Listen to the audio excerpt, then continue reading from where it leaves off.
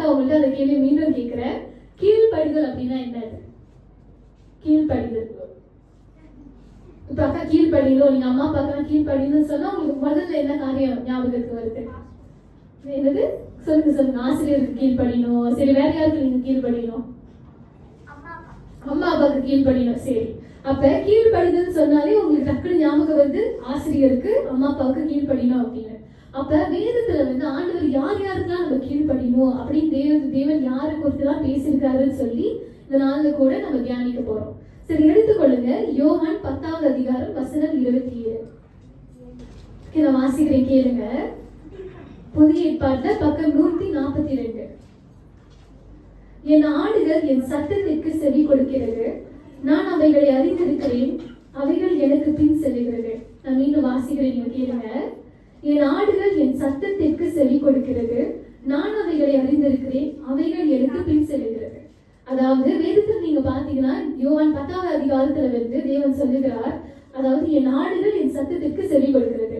வேதத்துல ஆண்டவர் எப்போதும் நம்மளும் தேவனோட இருக்கிற உறவை ஒரு ஆடுக்கும் ஒரு மெய்ப்பன் என்ற மாதிரி தேவன் பேசுவார்.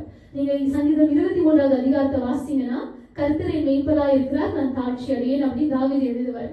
அப்ப ஏன் ஒரு மெய்ப்பனை வேதத்துல எடுக்கிறாருன்னா, ஏன்னா ஒரு மெய்ப்பெண் தன்னுடைய ஆடுகளை பராமரிப்பாங்க. தன்னுடைய ஆடுகளை ஒரு மெய்ப்பெண் வழி நடத்துவார். அப்போ தேவனாகிய கர்த்தர் நம்மள வழிநடத்துகிறதா இருக்கிறார். ஆமே. அப்போ யார் யாருக்கு நம்ம முதலாவது நம்ம வாழ்க்கையில கீழ்ப்படினா, தேவனுடைய குரலை கேட்டு தேவனுக்கு கீழ்ப்படிகளா இருக்க வேண்டும். இங்க வேதத்துல நீங்க பாத்தீங்கன்னா யோவான் 10வது அதிகாரம் 27வது வசனத்தை தேவன் சொல்லுகிறார், என் ஆடுகள் என் சத்தத்திற்கு செவி கொடுக்கிறது. முதலாவது நம்ம தேவனுடைய சத்தத்துக்கு செவி கொடுக்கிறவர்களா இருக்கணும். அப்போ தேவனுடைய சத்தம் அப்படின்னு சொல்றப்ப தேவனுடைய குரலை கேட்கிற பிள்ளைகளா இருக்கணும். அப்ப தேவன் நம்ம இடத்துல எப்படி பேசுவார்னா, முதலாவது அவருடைய வேதத்தின் மூலமா பேசுவார். இரண்டாவது நம்மளுக்கு என்று அருளப்பட்டிருக்கிற பரிசுத்த ஆவியின் மூலமா. அது மாத்திரம் இல்லாம நீங்க எடுத்துக்கொண்டீங்கன்னா அடுத்த வரிய வாசிக்க நீங்க கேளுங்க, நான் அவைகளை அறிந்திருக்கிறேன், அவைகள் எனக்கு பின் செல்கிறது. அப்போ நான் அவைகளை அறிந்திருக்கிறேன் தேவன் சொல்லும் பொழுது, அப்ப நம்ம யாரு? தேவன் நம்மளை அறிந்திருக்கிறதா இருக்கிறார். நீங்க ஏசாயா அதிகாரத்தை வாசிச்சீங்கன்னா ஆண்டவர் சொல்லுவாரு, தாய் தான் பாடல்களை மறந்தாலும் நான் உன்னை மறப்பதில்லை, இதோ உன்னை உள்ளங்கையிலே வரைந்திருக்கிறேன் அப்படின்னு. அப்போ ஒரு தாய் நம்மளை மறந்தாலும் கூட நம்மளை மறவாத தேவன் யாரு? இயேசு. அப்ப நம்மளுக்கு மெய்ப்பனா இருக்கிறவர் நம்மளை வழிநடத்துகிறதா இருக்கிறார். அடுத்து நான் வாசிக்கிறேன், நீங்க கேளுங்க, அவைகள் எனக்கு பின் செல்கிறது. அப்போ நம்ம தேவனால அறியப்பட்டு தேவனுடைய குரலை கேட்கிற பிள்ளைகளா இருக்கும் பொழுது நம்ம என்ன செய்வோம்னா தேவனுக்கு பின் செல்லுவோம். நீங்க ஒரு செம்பரி ஆடு எடுத்துக்கொண்டீங்கன்னா, அந்த செம்பரி ஆடு நான் இந்த காரியத்தை குறித்து தேவனுடைய சமூகத்தை தியானிக்கிறப்போ ஒரு காரியத்தை நான் பார்த்தேன். ஒரு வீடியோல என்னன்னா, ஒரு செம்பரி ஆடு இருக்கு. அந்த செம்பரி ஆடு கூட்டத்துல அவங்க மெய்ப்பெண் இருக்காங்க. இன்னொரு அந்த இடத்துல அந்த இடத்த இந்த டூரிஸ்ட் மாதிரி வந்திருந்தாங்க. அப்ப அந்த டூரிஸ்ட் என்ன செஞ்சாருன்னா, அந்த ஆடை கூப்பிட்டாரு, எப்படி அந்த மெய்ப்பெண் கூப்பிடுற மாதிரியே. அந்த செம்பரி ஆடு திரும்பல. சரின்னு சொல்லிட்டு வேற ஒரு இரண்டாவது நபர் கூப்பிடுறாங்க, அந்த ஆடு திரும்பவே இல்லை. ஆனா அந்த மெய்ப்பெண் கூப்பிட்டவ ஒண்டிதான் அந்த செம்மறி ஆடு குரல் கேட்டு அப்படியே அந்த மெய்ப்பெண் பின்னாடி ஓடி வந்துச்சு. அப்ப தேவனுடைய பிள்ளைகளா இருக்கிற நம்ம தேவனுடைய குரலை கேட்டு தேவனுக்கு கீழ்ப்படிகளா இருக்கணும். அப்படின்னா அவருடைய குரலுக்கு மாத்திரம் நம்ம செவி கொடுக்கிறவங்களா இருக்கணும். ஆமேன். அப்ப நம்ம குரல் அப்படின்னு சொல்றப்ப நம்மளுக்கு வேற ஒரு குரலும் நம்ம கேட்கும். அப்போ எப்படி தேவனுடைய குரலுக்கும் சாத்தானுடைய குரலுக்கும் நம்ம வித்தியாசப்படுத்துறது அப்படின்ற காரியத்தை குறிச்சு இன்னைக்கு நம்ம மேலோட்டமா தியானிப்போம். ஆனா அதுக்கு முன்பாக கீழ்ப்படிதல் குறிச்சு முதல் பார்ப்போம். அப்ப ஒன்னாவது நம்ம தேவனுக்கு கீழ்ப்படிகளா இருக்கணும். இரண்டாவது நம்ம யாருக்கு கீழ்ப்படினோம், தேவன் யாருக்கெல்லாம் நம்ம கீழ்ப்படி சொல்லியிருக்காருன்னா, எடுத்துக்கொள்ளுங்க எபேசியர் 6வது அதிகாரம் வசனம் 1லிருந்து 3 முடிய. பிள்ளைகளே, உங்கள் பெற்றோருக்கு கர்த்தருக்குள் கீழ்ப்படிங்கள், இது நியாயம்.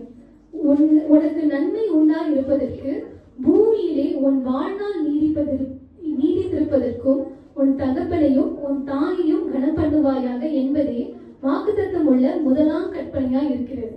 அப்போ முதலாவது நம்ம தேவனுடைய குரலை கேட்டு அவருக்கு கீழ்ப்படுகிறவர்களா இருக்கணும். இரண்டாவது நம்மளுடைய பெற்றோருக்கு யாருக்குள்ளார கர்த்தருக்குள் கீழ்படுத்திருக்கிறவங்களா இருக்க வேண்டும். அப்போ நம்ம அம்மா அப்பா இன்னைக்கு பாருங்க, உங்களுக்கு அம்மா அப்பா இருக்காங்க, நம்ம எல்லாருக்கும் தாயும் தகப்பனும் இருக்காங்க. அப்போ தேவனுடைய வசனத்தின் நிமித்தம் நம்முடைய பெற்றோர்களுக்கு கீழ்ப்படுகிறவர்களா இருக்கணும். ஏன்னா நீங்க எடுத்துக்கொள்ளுங்க நீதிமொழிகள் 1வது அதிகாரம் வசனம் 8லிருந்து 9 வரை.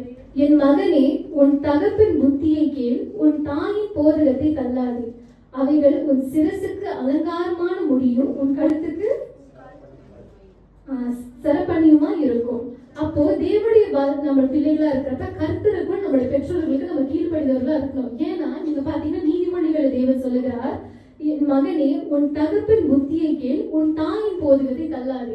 இப்ப நம்ம நிறைய பேர் இருப்போம், நம்மளோட சிறு வயதுல எஸ்பெஷலி வாலிப வயதுல வந்து நம்மளுக்கு வந்து சின்ன வயசுல அம்மா இந்த காரியங்கள் நீங்க செய்யுங்க அப்படின்னு சொல்றப்ப நம்ம கீழ்ப்படிந்தவர்களா இருக்கும். ஆனா ஒரு வாலிப பிரியம் வரப்ப நமக்கு எப்படி இருக்குன்னா நம்மளுக்கு தான் எல்லாம் தெரியும்ன்ற மாதிரி ஒரு எண்ணம் உண்டாகும். அப்போ ஏன் நம்ம தேவன் அம்மா அப்பாவுடைய வார்த்தைக்கு நம்ம வந்து கீழ்ப்படியணும்னா, நீங்க வந்து 9வது வசனத்தை நீங்க வாசிச்சீங்கன்னா, அவைகள் உன் சிரசுக்கு அலங்காரமான முடியும், உன் கழுத்துக்கு சரப்பணியுமா இருக்கும் என்று, அதாவது அலங்காரமான ஒரு காரியமா இருக்குன்னு தேவன் சொல்லுகிறார். அப்ப முதலாவது நம்மளோட தேவனை குரலை கேட்டு தேவனுக்கு கீழ்ப்படிந்தவர்களா இருக்கணும். இரண்டாவது நம்மளுடைய பெற்றோரை கர்த்தருக்குள் கீழ்ப்படிந்தவர்களா இருக்கணும். அப்ப மூன்றாவது காரியம் நம்ம யாருக்கு கீழ்ப்படியணும் அப்படின்னு எடுத்துக்கொண்டீங்கன்னா, நீங்க எடுத்துக்கொள்ளுங்க 1 பேதுரு 2வது அதிகாரம் வசனம் 13 14 வரை. புதிய ஏற்பாட்டுல பக்கம் 319. ஆமென். மேலான அதிகாரமுள்ள ராஜாவுக்கானாலும் சரி, தீமை செய்கிறவர்களுக்கு ஆக்கினையும் நன்மை செய்கிறவர்களுக்கு புகழ்ச்சியும் உண்டாகும். அவனால் அனுப்பப்பட்ட அதிகாரிகள் ஆனாலும் சரி கீழ்ப்படியுங்கள். ஆமென். ஹல்லேலூயா. அப்போ நீங்க 13வது அதிகாரம் 14வது வசனத்தை நீங்க வாசிச்சீங்கன்னா தேவன் சொல்லுகிறார், நீங்கள் மனுஷருடைய கட்டளைகள் யாவற்றிற்கும் கர்த்தர் நிமித்தம் கீழ்ப்படியுங்கள். அப்போ தேவன் முதலாவது தேவனுடைய குரலை கேட்கிற பிள்ளைகளா நம்ம இருக்கணும். அப்ப தேவனுக்குள்ளார நம்ம எந்தெந்த காரியங்களுக்கு கீழ்ப்படியணும்னா, ஒன்றாவது நம்மளுடைய பெற்றோர்களுக்கு கீழ்ப்படியணும், இரண்டாவது அதிகாரங்களுக்கு, இந்த உலகத்துல இருக்கிற நம்மளுக்கு நியமிக்கப்பட்டிருக்கிற அதிகாரங்களுக்கு நம்ம கீழ்ப்படிந்தவர்களா இருக்கணும். ஆனா அதே நீங்க 14வது வசனத்தை நீங்க வாசிச்சீங்கன்னா, மேலான அதிகாரம் உள்ள ராஜாக்களும் ஆனாலும் சரி, தீமை செய்கிறவர்களுக்கு ஆக்கினையும் நன்மை செய்கிறவர்களுக்கு புகழ்ச்சியும் உண்டாக்கும்படி அவனால் அனுப்பப்பட்ட அதிகாரங்கள் ஆனாலும் சரி கீழ்ப்படியுங்கள். அப்போ என்னென்ன காரியங்கள் தேவன் நம்மளை கீழ்ப்படிய சொல்றாரு? ஒன்றாவது நம்ம பெற்றோர்களுக்கு, இரண்டாவது நம்ம கர்த்தருடைய குரலை கேட்டு அவருக்கு கீழ்ப்படிந்தவர்களா இருக்கணும், இரண்டாவது நம்ம வந்து பெற்றோர்களுக்கு கீழ்ப்படிந்தவர்களா இருக்கணும், அதிகாரங்களுக்கு கீழ்ப்படிந்தவர்களா நம்ம இருக்க வேண்டும். அப்போ இந்த காரியங்களுக்கு தேவன் நம்ம கீழ்ப்படி சொல்றாருன்னா எதுக்காக நம்ம கீழ்ப்படியணும்? எடுத்துக்கொள்ளுங்க 1 யோவான் 3வது அதிகாரம் வசனம் 22 23 முடிய. அவருடைய கற்பனைகளை நாம் கை கொண்டு அவருக்கு முன்பாக பிரியமானவைகளை செய்கிறபடியினால் நாம் வேண்டிக் கொள்ளுகிறது எதுவோ அது அவராலே பெற்றுக் கொள்கிறோம். ஹல்லேலூயா. அப்போ இந்த நாள்ல கூட ஒன்றாவது நம்ம தேவனை குரல் கேட்டு தேவனுக்கு கீழ்ப்படுந்தவர்களா இருக்கும் பொழுது தேவன் என்ன சொல்றாருன்னா, அவருடைய கற்பனைகளையும் நாம் கை கொண்டு அவருக்கு முன்பாக பிரியமானவைகளை செய்கிறபடினால் நாம் வேண்டிக் கொள்கிறது எதுவோ அது அவராலே நம்ம பெற்றுக் கொள்கிறோம். அப்போ தேவனிடத்துல வந்து ஒரு காரியத்தை குறித்து என்னோட சமூகத்துல வந்து ஆண்டவரே என்னோட ஜெபம் கேட்கப்படணும், நான் வேண்டுகிற காரியம் வந்து எனக்கு அருளப்படணும் என்ற ஒரு விஷயத்தை நம்ம வந்து வாஞ்சிக்கிறோம் என்றால் நம்ம தேவனுக்கு கீழ்ப்படுதலா இருக்கணும். அப்ப எதுக்காக கீழ்ப்படினா, முதலாவது நம்மளுடைய ஜெபங்கள் கேட்கப்படுவதற்கு. ஹல்லேலூயா. ஆமென். அப்போ இரண்டாவது நீங்க பாத்தீங்கன்னா, எதுக்காக நம்மளுடைய தேவனுடைய வசனத்துக்கும் நம்மளுடைய பெற்றோர்களுக்கும் அதிகாரங்களுக்கும் கீழ்ப்படியணும்னா தேவனுடைய சித்த நிறைவேறதுக்கு. நம்ம வேதத்துல பாத்தீங்கன்னா 2 வகையான சித்தம் இருக்கு. ஒன்னாவது பொதுவான சித்தம். சித்தம் அப்படின்னா தேவன் விரும்புகிற ஒரு காரியம், இது நடக்கணும்னு ஆண்டவர் வந்து மன வாஞ்சிக்கிற ஒரு காரியம். அப்போ தேவனுடைய சித்தம் ஒன்னாவது பொதுவான சித்தம் என்னது? இந்த உலகத்துல இருக்கிற எல்லாரும் ரட்சிக்கப்படுகிறதுக்கு. அப்போ தேவனுக்கு கீழ்ப்படிந்தாதான் நம்ம வந்து தேவன் நினைக்கிற அந்த பொதுவான சித்தம் உலகத்துல இருக்கிற எல்லாரும் ரட்சிக்கப்படுகிற காரியம் நிறைவேறும். இரண்டாவது நீங்க பாத்தீங்கன்னா நமக்கு தேவன் வைத்திருக்கிற தனிப்பட்ட சித்தம். நீங்க பிலிப்பியர் 2வது அதிகாரம் 13வது வசனத்தை வாசித்தீங்கன்னா தேவனுடைய வசனம் சொல்லும், தேவனை தம்முடைய தயவுள்ள சித்தத்தின்படி விருப்பத்தையும் செய்கையும் உண்டாக்குறதா இருக்கிறார். ஆமென். அப்போ தேவன் நம்மளுக்குள்ளார அவருடைய சித்தத்துக்கு உட்பட்டு விருப்பத்தையும் செய்கையும் உண்டாக்குவார். அப்போ அந்த காரியம் நிறைவேறணும்னா நம்ம தேவனுக்கு கீழ்ப்படிந்தவர்களா இருக்க வேண்டும். ஆமென். அப்போ நம்ம பார்த்தோம் யார் யார் கீழ்ப்படினோம்? நம்ம தேவனுக்கு கீழ்ப்படினோம், கர்த்தருக்குள் நம்ம வந்து நம்மளோட பெற்றோர்களுக்கும் அதிகாரங்களுக்கும் நம்ம கீழ்ப்படினோம். இது கீழ்ப்படிகிறதுனால என்ன நடக்கும்? ஒன்றாவது நம்ம ஜெபங்கள் கேட்கப்படும், இரண்டாவது தேவனுடைய சித்தம் நிறைவேறும், அதாவது தேவன் வாஞ்சிக்கிற ஒரு காரியம் நிறைவேறும். தொடர்ந்து நீங்க பாத்தீங்கன்னா இப்ப நம்ம வந்து தேவனுக்கு நம்ம கீழ்ப்படுகிறோம், நம்மளோட ஜெபங்களும் கேட்கப்படுது, நம்ம வந்து தேவனுடைய சித்தமும் நிறைவேறப்ப எந்த காரியம் இந்த கீழ்ப்படுதல் நம்ம எங்க வழி நடத்தோம்னா, நீங்க எடுத்துக்கொள்ளுங்க யோவான் 10வது அதிகாரம் வசனம் 28. நம்ம ஏற்கனவே வாசிச்ச அதிகாரம் தான் யோவான் 10வது அதிகாரம் வசனம் 28. ஒரு காலம் கெட்டு போவதில்லை, ஆமென். ஒருவனும் அவைகளை என் கையில் இருந்து பறித்துக் கொள்வதும் இல்லை. ஆமென். ஹல்லேலூயா. நாம் இன்னும் வாசிக்கிறீங்க கேளுங்க. நான் அவைகளுக்கு நித்திய ஜீவனை கொடுக்கிறேன், அவைகள் ஒரு காலும் கெட்டு போவதில்லை, ஒருவனும் அவைகளை என் கையில் இருந்து பறித்துக் கொள்வதும் இல்லை. அப்ப இந்த 27வது வசனத்தை நம்ம முத வாசிச்சோம். என் ஆடுகள் என் சத்தத்திற்கு செவி கொடுக்கிறது, நான் அவைகளை அறிந்திருக்கிறேன், அவைகள் எனக்கு பின் செல்லுகிறது. நான் அவைகளுக்கு நித்திய ஜீவனை கொடுக்கிறேன், அவைகள் ஒரு காலம் கெட்டு போவதில்லை, ஒருவனும் அவைகளை என் கைகளில் இருந்து பறித்துக் கொள்வதும் இல்லை. அப்போ தேவனுக்கு கீழ்ப்படிந்து அவருக்குள்ளார அவருடைய சித்தத்தை நிறைவேற்றுகிறது நம்ம ஒரு பாத்திரமா இருக்கும் பொழுது அவனை எங்க கொண்டு போய் செல்லுமா? நித்திய ஜீவனுக்கு. நம்மளுக்கு இந்த தேவன் வந்து கொடுத்திருக்கிற அந்த நித்திய ஜீவனை கொண்டு போய் நம்மள சேர்க்குமா. அப்போ நித்திய ஜீவன் அப்படின்னா இன்னைக்கு நம்ம மரிச்சோம்னா நம்ம எங்க போவோம் என்ற ஒரு யோசனை நமக்கு எல்லாமே இருக்கும். ஆனா தேவனாகிய இயேசுவை நம்ம வந்து விசுவாசிக்கிறப்ப நம்மளுக்கு ஒரு உறுதி இருக்கும், இன்னைக்கு நான் மரிச்சேன்னா நான் இயேசுவோட இருப்பேன் அப்படின்னு. சோ அந்த ஒரு உறுதியை தேவன் நம்மளுக்கு கொடுத்திருக்கிறார். யோவான் 3வது அதிகாரம் 16வது வசனத்துல நம்ம போன வருஷம் கிறிஸ்துமஸ் நான் கொண்டாடுறோம்ல, நம்ம வந்து குட் ஃப்ரைடே ஈஸ்டர்லாம் நம்ம கொண்டாடுறோம்ல, ஏசப்பா நம்மளுக்காக வந்தார்ல. அப்போ யோவான் 3வது அதிகாரம் 16வது வசனத்துல தேவன் சொல்லுகிறார், தேவனே தம்முடைய ஒரே பேரான குமாரனை இந்த உலகத்துக்கு அவர் கொடுத்தார். எதுக்காகனா நம்மளுக்காக, நம்மளுடைய பாவங்களுக்காக. நம்ம பார்த்தோம்ல குட் ஃப்ரைடேல ஏசப்பாவை எப்படி அடிச்சாங்க, அடிச்சு அதுக்கு பிறகு தேவன் நம்மளுக்காக 3வது நாள் உயிர் தெழுந்தாரு. யாருக்காக? நம்மளுக்காக. இப்போ வந்து எஸ்ராக்கா கொண்டிதானே, ஆன்டிக்கு கொண்டிதானே, கிறிஸ்டியன்ஸ் கொண்டிதான் ஆண்டு வந்தாரா? இல்ல. இந்த உலகத்துல இருக்கிற எல்லோரும் ரட்சிக்கப்படணும், எல்லாரும் ஏசப்பா வந்து ஏற்றுக்கொண்டு ஏசப்பா கூட இருக்கணும்னு சொல்லி அவர் வாஞ்சிக்கிற ஒரு காரியம். அப்போ இந்த காரியங்கள் நிறைவேறணும்னா நம்ம என்ன செய்யணும்? தேவனுக்கு கீழ்ப்படிந்தவர்களா இருக்கணும். அப்ப இந்த நாள்ல கூட தேவனுக்கு கீழ்ப்படுகிறதுனால எப்படி வந்து ஒருத்தர் வந்து தேவனுடைய சித்தத்தை நிறைவேற்றினார் அப்படின்னு சொல்லி நம்ம தியானிக்க போறோம். யாரு குறிச்சு நம்ம முதல்ல பார்க்க போறோம்னா சாமுவேல் குறிச்சு. நம்ம வந்து தாவீது கோலியாத்தெல்லாம் படிச்சிருந்தாலே நம்மளோட டியூஷன் சமயத்துல. அப்போ சாமுவேல் யாருன்னா அண்ணான்னு ஒருத்தவங்க இருந்தாங்களாம். அண்ணாவுக்கு ரொம்ப நாள் குழந்தையே கிடையாது. அப்போ அவங்க வந்து ஒரு நாள் தேவனுடைய ஆலயத்துல இருந்து அவங்க ஜெபித்து கொண்டு இருக்கிறப்ப அவங்க தேவனிடத்துல சொன்னாங்களாம், ஆண்டவரே எனக்கென்று நீங்க ஒரு குழந்தையை கொடுத்தீங்கன்னா அது உமக்கென்றே நான் ஒப்பு கொடுப்பேன் அப்படின்னு. அதுக்கு பிறகு தேவன் என்ன செய்தாரு? அண்ணாவுக்கு சாமுவேலை கொடுத்து ஆசீர்வதித்தார். அப்போ சாமுவேல் வந்து சின்ன வயசுல இருந்தே ஆலயத்துல இருந்து வளர்ந்தாரு. அந்த சிறு பிரயாணத்துல கூட தேவன் சாமுவேல் தேவனுடைய குரலை கேட்டவரா. இப்போ வந்து நான் சொன்னேன் சாமுவேல் வந்து தேவனுடைய குரலை கேட்டாரு. அப்போ ஒரு நாள் வந்து சாமுவேல் உறங்கி கொண்டு இருக்கிறப்ப ஒரு குரல் கேட்டுச்சு, சாமுவேல் கூப்பிடுற குரல். அப்போ வந்து சாமுவேல் என்ன நினைச்சிட்டாரு, இந்த மாதிரி ஏலி தான் என்னை கூப்பிடுறான்னு சொல்லி ஏலி கிட்ட போயிட்டு இதோ நான் என்னை கூப்பிட்டீங்களா அப்படின்னு கேட்டப்ப ஏலி சொன்னாரு, இல்லையே நான் அவனை கூப்பிடலையே அப்படின்னு சொல்லி திரும்பி போயிட்டு சாமுவேல் படுத்துக்கிட்டாரு. யார் சாமுவேல் வந்து தேவனுடைய குரலை கேட்க முடியலன்னா நீங்க வாசிங்க 7வது வசனத்தை, 1 சாமுவேல் 3:7. சாமுவேல் கர்த்தரை இன்னும் அறியாதிருந்தார், கர்த்தருடைய வார்த்தை அவனுக்கு இன்னும் வெளிப்படவில்லை. ஆமென். அப்போ இந்த இடத்துல வந்து அவருக்கு வந்து சாமுவேலுக்கு வந்து இன்னும் தேவனுடைய வசனம் வந்து வெளிப்படல. அப்போ மீண்டும் 2வது வாட்டி அந்த குரல் கேட்டப்ப அவர் திரும்பி ஏலி கிட்ட போயிட்டு இந்த மாதிரி என்ன கூப்பிட்டீங்களா அப்படின்னு சொன்னப்ப ஏலி சொன்னார், இல்லையே நான் கூப்பிடலையே, நீங்க போய் படு அப்படின்ட்டு. அப்புறம் 3வது முறை ஏலி அவர் வந்து அந்த குரலை சாமுவேல் கேட்டப்ப திரும்பி ஏலி கிட்ட போனார். ஏலி கிட்ட போயிட்டு கேட்டப்ப அப்போ ஏலிக்கு தெரிஞ்சு இல்ல தேவன் தான் வந்து சாமுவேலை கூப்பிடுறாரு சொல்லி அவர் சொன்னாரு, அடுத்த முறை உனக்கு இந்த குரல் கேட்டுச்சுன்னா இதோ இருக்கிறேன் அடியேன் அப்படின்னு சொல்லுங்க. அப்ப அந்த 3வது முறை வந்து தேவன் கூப்பிட்ட பொழுது சாமுவேல் வந்து தேவனுடைய குரலை கேட்டார்.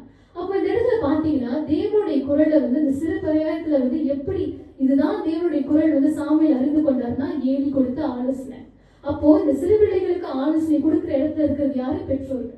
அப்ப சிறு வயதிலே பிள்ளைகள் வந்து தேவனை அறிந்து கொள்ளணும், தேவனுடைய குரலை கேட்கணும்னா எப்படி தேவனுடைய குரலை கேட்கறதுன்னு சிறு பிரயாணத்தை பிள்ளைகளுக்கு நம்ம படிச்சு கொடுக்கணும், நம்ம பிள்ளைகளுக்கு வழிநடத்தணும். அது வந்து ஒரு பெற்றோரோட கடமை மாத்திரம் இல்ல, இருக்கிற டீச்சர்ஸ் சண்டே கிளாஸ்ல இருக்கிறவங்க ஒவ்வொருவருக்கும் அதுல ஒரு பங்கு இருக்கு. அப்போ சாமுவேல் வந்து அந்த சிறு பிரயாணத்துல இருந்து ஆலயத்திலேயே வளர்ந்து இஸ்ரவேல் ஜனங்களை வழிநடத்துறவரா இருக்காரு. அப்போ நீங்க சண்டே ஸ்கூல்ல வந்து இந்த சாமுவேலை குறிச்சு படிக்கிறப்ப சாமுவேல் அப்படின்னு சொன்னா இந்த 2 தான் டக்குன்னு வந்து எனக்கு இமேஜினேஷன்ல வரும். 1வது அவர் சிறு பிள்ளையா இருந்தது, 2வது அவர் முதிர் வயதா இருந்தது. கற்பனை தான் எனக்கு சிந்தையில வரும்.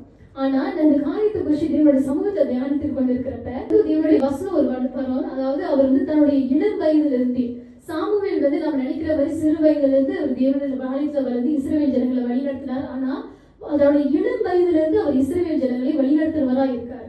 அப்போ தன்னுடைய சிறு வயதிலே தேவனுக்கு என்று ஒப்புக்கொள்ளப்பட்ட ஒரு மகனாயும் இளம் வயதிலிருந்து இந்த இஸ்ரவேல் ஜனங்களை வழிநடத்தி வந்து அப்போ அந்த இஸ்ரவேல் ஜனங்கள் என்னன்னா ஒரு குறிப்பிட்ட காலம் வந்தப்ப என்ன சொன்னாங்கன்னா எங்களுக்கு ஒரு ராஜா வேணும் அப்படின்னு கேட்டாங்க. அப்ப தேவன் வந்து சவுல் ராஜாவை கொடுத்தாரு. ஆனா சவுல் என்ன செய்ய செய்தாரு? தேவனுக்கு கீழ்ப்படியல.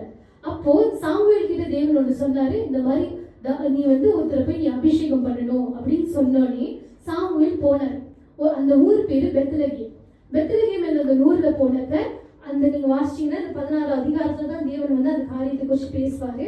ஈசாவை அங்க போயிட்டு அவங்க அந்த தந்தையை பார்ப்பாரு. ஈசாவை பார்த்து இந்த மாதிரி உடைய மகன்கள் இருந்து ஒரு மகனை வந்து ராஜாவாக அபிஷேகம் பண்ணப்படுவாங்க அப்படின்னு சொல்லிட்டு அவர் எல்லா மகன்களும் கொண்டு வந்து நிப்பாட்டுறாரு. அப்போ வந்து சாமுவேல் கேட்பாரு, இவர் ஆண்டவரே, இவர் ஆண்டவரே, இவர் ஆண்டவரே, ஒரு ஆளா கேட்பாரு.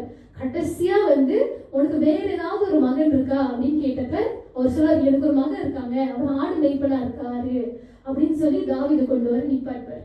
அப்போ அந்த இடத்துல வந்து நீங்க பாத்தீங்கன்னா 7வது அதிகாரத்துல கர்த்தர் சாமுவேலை நோக்கி, எடுத்தவர்கள் வாசிங்க, 1 சாமுவேல் 16:7. கர்த்தர் சாமுவேலை நோக்கி, நீ இவனுடைய முகத்தையும் இவனுடைய சரீர வளர்ச்சியையும் பார்க்க வேண்டாம், நான் இவனை புறக்கணித்தேன். மனுஷன் பார்க்கிறபடி நான் பாரு, மனுஷன் முகத்தை பார்க்கிறான், கர்த்தரோ இருதயத்தை பார்க்கிறார் என்றார். ஹல்லேலூயா. அப்போ அவங்க கொண்டாந்து அவங்க அண்ணன்கள்லாம் கொண்டாந்து முன்னாடி நின்னப்ப நான் அவங்கள சொன்னேன்ல, தாவீது ஒரு சில அண்ணன்கள்லாம் வந்து யார் யுத்தத்துல போர் செய்தவர்களா இருந்தாங்க அப்படின்னு. அப்போ தாவீது வந்து நின்னப்ப அவர் என்ன செய்தாரு? தேவனுடைய வசனத்துக்கு கீழ்ப்படிந்து தாவீதை தேவன் சாமுவேல் அபிஷேகம் பண்ணினார். அப்போ அந்த இடத்துல சாமுவேல் செய்த ஒரு கீழ்ப்படிதலின் நிமித்தம் தாவீதின் சந்ததி மூலமா ஆண்டவராகிய இயேசு பிறந்து ஆண்டவர் இயேசு கீழ்ப்படிந்ததால இன்னைக்கு நம்மளுக்கு நித்திய ஜீவன் இருக்கு. ஆதியாகமத்துல நீங்க வாசிச்சீங்கன்னா ஆதாம் ஏவாள், அந்த ஆதாம் ஏவாள் கதையை நம்ம வந்து நிறைய இடத்துல நம்ம தியானித்திருக்கோம். அதுல ஒரு மனிதனுடைய கீழ்ப்படியாமை நிமித்தம் உலகத்துக்கு பாவம் வந்துச்சு. ஆனா நம்மளுடைய ஆண்டவராகிய இயேசு கிறிஸ்துவோடைய கீழ்ப்படிதலின் நிமித்தம் நம்மளுக்கு இன்னைக்கு நித்திய ஜீவன் அருளப்பட்டிருக்கிறேன். ஆமென். அப்போ இந்த நாள்ல கூட நீங்க எடுத்து பார்த்தீங்கன்னா சாமுவேல் வந்து இளம் வயதிலிருந்து தேவனுடைய குரலை கேட்ட மகனா இருந்தார். வாலிப வயதிலிருந்து தன்னுடைய முதிர் வயது அடையிலும் தேவனுக்கு கீழ்ப்படிந்தவராக இருந்தார். அந்த கீழ்ப்படிதலின் நிமித்தம் தேவன் வைத்திருந்த சித்தம் தாவீதின் சந்ததியின் மூலமா ஆண்டவராகிய இயேசு பிறக்கணும் என்று. அப்போ தாவீது அபிஷேகம் பண்ணப்பட்டு அவர் மூலமா ஒரு சந்ததி வந்து அந்த சந்ததியிலிருந்து ஆண்டவராகிய இயேசு பிறகு ஆண்டவராகிய இயேசுவின் மூலமா நம்மளுக்கு நித்திய ஜீவன் அருளப்பட்டுச்சு. அதே போலதான் நீங்க ஆதாம் ஏவாளுடைய கதையை எடுத்துக்கொண்டீங்கன்னா ஒரு கீழ்ப்படியாமை நிமித்தம் உலகத்துக்கு பாவம் வந்துச்சு. ஆண்டவர் என்ன சொல்லுவாரு? ஆதாம் ஏவாள் வந்து இந்த நிறைய காரியங்கள் மீது அப்போ அந்த காட்கள்ல ஆண்டவர் அதிகாரத்தை கொடுத்தாரு. ஆனா ஒரு குறிப்பிட்ட மரத்தை பார்த்து இந்த மரத்துல இருந்து நீ கண்ணியை புசிக்க கூடாதுன்னு சொல்லுவாரு. அப்போ ஏவாள் என்ன பண்ணுவாங்க? வஞ்சிக்கப்படுவாங்க. ஆனா ஏவாள்னாலதான் உலகத்துக்கு பாவம் வந்ததுன்னு இல்லை. நீங்க வசனத்தை தியானிச்சீங்கன்னா ஏவாள் வந்து அந்த பழத்தை சாப்பிட்டுட்டு அதுக்கு பிறகு ஆதாம் சாப்பிட்ட பிற்பாடுதான் உலகத்துக்கு பாவம் வந்தது. அப்போ இந்த இடத்துல வந்து ஒருவருடைய கீழ்ப்படிதலின் நிமித்தம் சாமுவேல் கீழ்ப்படிந்து ஆண்டவராகிய இயேசு கிறிஸ்து அந்த கெத்செமனி தோட்டத்துல போயிட்டு அமர்ந்து அவர் சொல்லுவாரு, ஆண்டவரே இந்த பாத்திரத்தை என்னை விட்டு நீங்க கூடுமானால் அவைகளை நீங்கும், ஆனால் என் சித்தம் அல்ல உம்முடைய சித்தத்தின்படி ஆக கடவுள். அப்போ நம்ம தேவனுடைய பிள்ளைகளா இருந்து அவருடைய சித்தத்துக்கு ஒப்பு கொடுத்து ஆண்டவரை உமக்காக என்ன நாங்க செய்யணும் என்ற ஒப்பு கொடுத்தலோடு நம்ம ஒரு வாழ்க்கையை வாழ்ந்தோம் என்றால் நம்ம கீழ்ப்படியும் பொழுது ஒன்றாவது நம்ம பார்த்தோம் 3 காரியங்களுக்கு நம்ம கீழ்ப்படினோம். ஆண்டவருக்கு கீழ்ப்படினோம், கர்த்தருக்கும் பெற்றோர்களுக்கும் வேற யாருக்கு அதிகாரங்களுக்கும் கீழ்ப்படினோம். இந்த 3 காரியங்களை நம்ம செய்யும் பொழுது என்ன நடக்கும்? கீழ்ப்படிதலோட எங்க கொண்டு போய் செல்லும்? நம்மளுடைய ஜெபங்கள் கேட்கப்படும், இருந்தாலும் தேவ சித்தம் நிறைவேறும். அப்ப தேவ சித்தம் நிறைவேறும் பொழுது என்ன நடக்கும்? நம்மளுக்கு நித்திய ஜீவன் அருளப்படும். அப்போ தேவனுடைய குரல் நம்ம எப்படி கேட்கறது? இப்போ நம்ம சொன்ன மாதிரி 2 குரல் இருக்கு. ஒன்னாவது ஆண்டவர் நம்மள்ட்ட பேசுறது, இன்னொன்று வந்து அது நம்மள்ட்ட சத்ருவாளன் பேசுறது. ஸோ எப்படி இந்த தேவனுடைய குரலா அப்படின்றத நம்ம வந்து அறிஞ்சு கொள்ளணும்னா என்னுடைய ஒரு சாட்சி நான் உங்கள்கிட்ட பகிர்ந்து கொள்றேன். நான் வந்து என்னோட ஸ்கூல் படிக்கிறப்ப வந்து ஒரு யூனிக் யூனிஃபார்ம், அது வந்து ஒரு மார்ச் பாஸ் செய்யற மாதிரியான ஒரு யூனிக் யூனிஃபார்ம்ல எனக்கு பங்கெடுக்கணும்னு ரொம்ப ஆசையா இருந்துச்சு. அப்போ நான் ஸ்கூல்ல போயிட்டு அதுல என்னன்னா நாங்க படிச்ச எங்க ஸ்கூல்ல வந்து மெஜாரிட்டி வந்து ஒரு இஸ்லாம் மதத்துல இருந்து இருந்தாங்க. அப்போ அவங்க என்ன சொன்னாங்கன்னா, நீங்க வந்து இந்த போட்டியில பங்கெடுக்கணும்னா போட்டி சமயத்துல ஒண்டி தலையில வந்து ஒரு விஷயத்த நீங்க போடணும் அப்படின்னாங்க. அப்ப எனக்கு வந்து அவங்க சொன்னப்ப எனக்கு எப்படி இருந்துச்சுன்னா, இது ஒரு துணி தானே, பரவாயில்ல போட்டுக்கலாம் அப்படின்ற ஒரு எண்ணம் வந்துச்சு. ஆனா எனக்கு மனசுல சமாதானமே வரல. சமாதானம் வராதப்ப எனக்கு சரி என்ன செய்யறது என்ன பண்றது ஒரு யோசனையாவே இருக்கிறப்ப ஒரு குரல் சொல்லுது, பரவாயில்ல போடு, அது ஒண்ணும் இல்லை, அது ஒரு துணி தானே அப்படின்னு. அந்த குரலை கேட்க எனக்கு மனசுல ஒரு சமாதானமே வரல. அப்ப நான் என்ன செஞ்சேன்? ஆண்டவரே, நான் எனக்கு என்ன செய்யறதுன்னு தெரியல, எனக்கு நீங்க ஆலோசனை கொடுத்து நான் என்ன செய்யணும்னு சொல்றப்பதான் தேவனுடைய வேதத்தை வாசிக்கிறப்போ ஒரு வசனம் இருக்கும், நான் பரிசுத்தரா இருக்கிறது போல நீங்களும் பரிசுத்தரா இருங்கள். அப்போ எனக்கு ஒரு யோசனை வந்துச்சு. ஆண்டவர் சொல்றாரு, நான் பரிசுத்தமா இருக்கிற மாதிரி நீயும் பரிசுத்தமா இருக்கணும்னா அந்த இடத்துல அந்த துணியை போட்டு நின்னா நான் ஆண்டரை பிரதிபலிக்கிறேன்னா யாரை பிரதிபலிக்கிறேன் அப்படின்ற ஒரு காரியம் எனக்கு உறுதியானப்ப நான் போயிட்டு எங்க டீச்சர் சொன்னேன், டீச்சர் பரவாயில்ல டீச்சர் நான் பங்கெடுக்கல அப்படின்னு. அந்த விஷயம் எனக்கு ரொம்ப கஷ்டமா இருந்துச்சு. ஏன்னா நான் ரொம்ப ஆசைப்பட்ட ஒரு விஷயம் அந்த மார்ச் பாஸ் போறது. மறு வருஷம் எனக்கு ஸ்கூல் மாறுற ஒரு சூழ்நிலை உண்டாச்சு. எந்த வாய்ப்பை நான் கைவிட்டு எனக்கு போடுச்சு அந்த வாய்ப்பை எனக்கு தேடி வந்துச்சு. நான் அந்த புது ஸ்கூல்ல நான் என்னுடைய போட்டி நான் போவேன். ஸ்கூல்ல நிறைய போட்டிகளில் கலந்து கொள்வேன். மேக்சிமம் நான் ஒரு டிஸ்ட்ரிக்ட் வரையும் தான் போயிருக்கேன். ஆனா அந்த போட்டியில ஒரே இந்தியன்கள் தான் நான். டிஸ்ட்ரிக்ட்ல இருந்து ஸ்டேட்க்கு செலக்ட் ஆகி ஸ்டேட்ல இருந்து நேஷனல்ஸ் போனேன். நேஷனல்ஸ் முடிஞ்ச பிறகு எனக்கு ரொம்ப சந்தோஷமா இருந்துச்சு. ஆண்டவரே, ஆனா அந்த நேஷனல்ஸ் போறப்ப இந்த ஒரு போராட்டம் எனக்கு இருந்துச்சு. அங்க சொன்னாங்க நீ இதை போடணும் அப்படின்னு. ஆனா நான் சொன்னேன் இல்லை என்னால போட முடியாது அப்படின்னு. அந்த நேஷனல்ஸ்க்கு போயிட்டு எனக்கு ரொம்ப சந்தோஷம். ஆண்டவரே, ஒரு இடத்துல நான் சரி பரவாயில்ல நான் அதை போட்டுக்கிறேன்னு சொன்னா கூட்டத்துல ஒரு ஆளா நின்றுட்டேன். ஆனா இல்ல, இதுதான் ஆண்டவர், நான் பரிசுத்தராக இருக்கிறது போல நீங்களும் பரிசுத்தராக இருக்கு ஆண்டவர் சொன்னதுல இருந்து கீழ்படிந்ததுனால என்னை நேஷனல்ஸ் வரைக்கும் ஆண்டவர் கொண்டு போனார். ஆனா அதோட ஆண்டவர் நிப்பாட்டல. அந்த வருஷம் முதல் முறையா எங்களோட அந்த பர்டிகுலர் ப்ரோக்ராம்ல இன்டர்நேஷனல் கேம்ப் செஞ்சாங்க. நம்மளுடைய தேசத்தை ரெப்ரசென்ட் பண்ணி தேவன் என்னை வெளியூருக்கு போக வைத்தார். அதோட நிப்பாட்டல தேவன். மறு வருஷம் அந்த பர்டிகுலர் ப்ரோக்ராம்ல எந்த ஒரு இந்தியனும் வாரண்ட் ஆபீசர் 1 விருதை வாங்கினது கிடையாது.